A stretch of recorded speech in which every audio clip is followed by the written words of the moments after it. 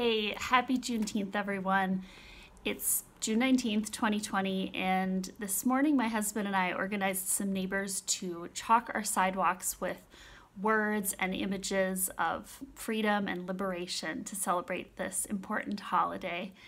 And after making that one simple and small gesture, I have been spending the day thinking, what's next? Where can I apply myself now? And I did some short-term things like write to my representative asking for legislation to make Juneteenth a national holiday. But I also found myself considering the long game, the big picture, when it comes to our society and how we are going to dismantle racism and racist structures. And when I say we, I mean white people. And for today, my considerations are focused on the realm of parenting, just to be clear about that. And so I'm making this video because I wanted to give you a little window into my thinking and invite you to brainstorm and dream alongside me. I'm going to share an idea with you about how to raise our white children to be better allies, better abolitionists, and better people than we are, with the caveat that I am by no means an expert or an authority here. Please do not rely on a white woman to tell you how to be anti-racist or do the work that's needed to combat a culture of white supremacy.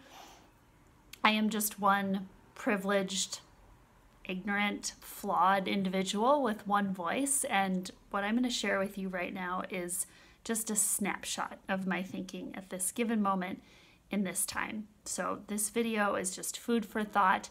If it inspires you, great, tell me why. If you want to add to my idea, that's great. Please do. If you think I totally fall short, call me out. We're all learning and growing together, myself included. And the more that we can challenge each other and move forward in our thinking, the better. So, okay, here's the notion that I'm exploring right now.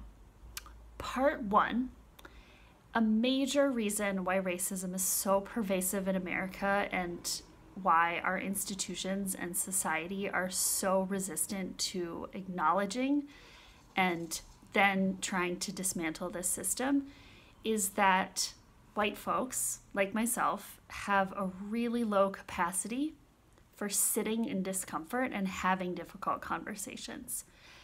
And that part two, if we parent our young children in ways that build their tolerance for holding discomfort, we can help raise a generation of more open-minded, compassionate, self-reflective people who are going to actually do the hard work. And this is just one move, right? I know that it's not the answer. It does not absolve us of our responsibility of doing our own self-reflection and awakening. It's just one piece of the puzzle, but I do think it's really fundamental to the fight for justice and equity. Some friends and I have just started reading and discussing Robin DiAngelo's book, White Fragility, why it's so hard for white people to talk about racism. And in it, she shared her observation that when confronted with the realities of whiteness, white supremacy, systemic racism, and especially any act of racism that we have perpetrated, we white people very rarely open up and listen. We very rarely thank the other person for bringing these ideas to our attention. We very rarely say, I want to learn more, I want to do better, I want to understand my biases and my privilege and my prejudices. Instead, as she points out, it is so common for us to withdraw, defend ourselves, go silent, try and focus on our good intentions, explain, and just insist that we were misunderstood. But in doing so, we destroy any opportunity to learn or advance the conversation. We destroy any momentum towards positive change, and it is our fragility that perpetuates racism. And so, I believe that one antidote to our current culture of white supremacy and racism is raising young children who are anti-fragile. And this is where our parenting can actually be an act of allyship and solidarity. But how do we do this, right? We definitely want to talk about racism and race early and often with children.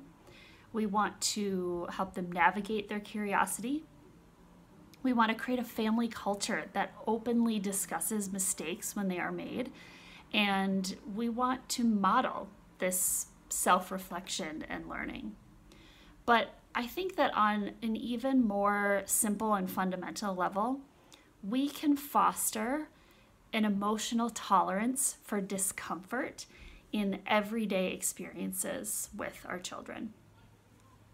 Everyday experiences where struggle and discomfort naturally arise. So let's say your infant is just learning to roll from their back to their front to their back again. If during the process, let's say their arm gets wedged under their body, do you move it for them right away? Or do you allow them to pull and squirm and sort of fight until it comes free?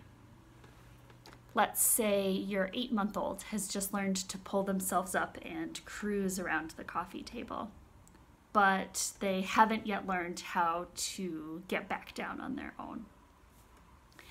If they make the slightest cue that they are struggling, do you rescue them? Do you set them on their bottom? Or do you inch a little closer and sit with them, acknowledging the challenge of the task and trusting them to figure it out?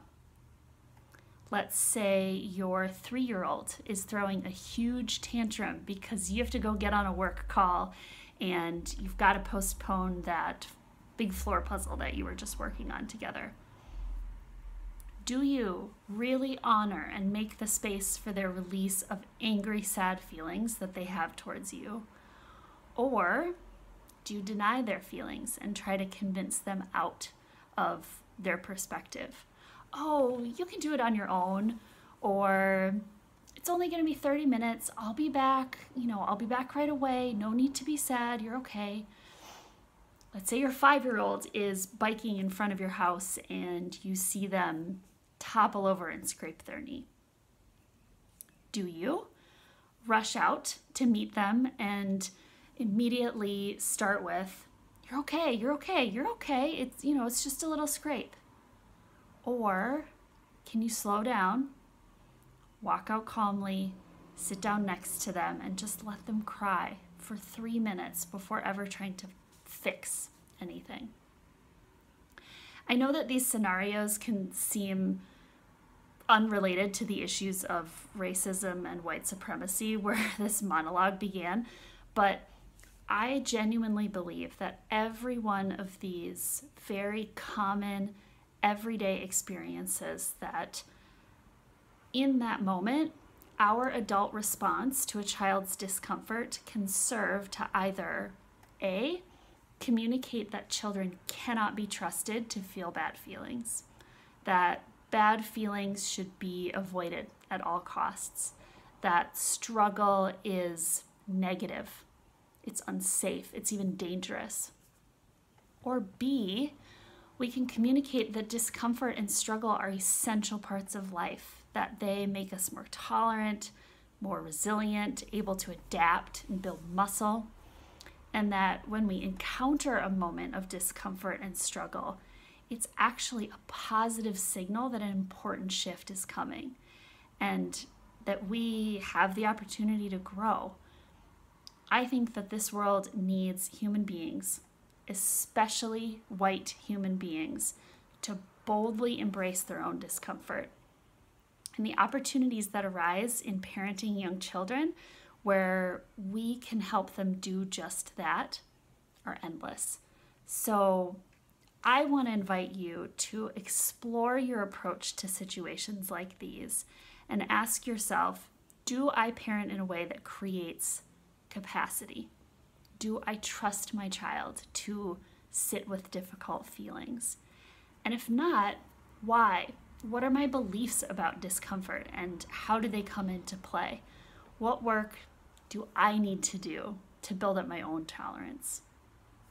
So those are my thoughts, and I would love to hear yours. Thank you so much for listening.